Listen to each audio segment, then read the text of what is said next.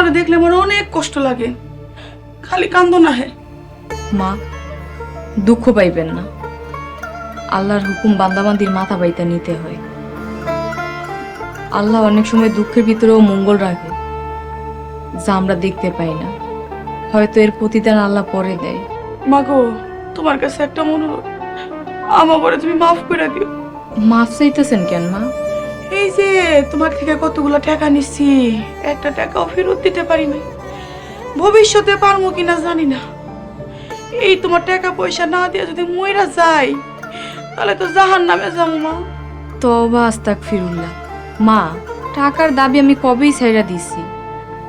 আপনাদের কাছে আমার কোনো দাবি নাই, আর আমার কাছে আপনাদের কোনো ঋণ নাই। আল্লাহ, আল্লাহ তুমি আমার এমন একটা পোলার বউ দিছো।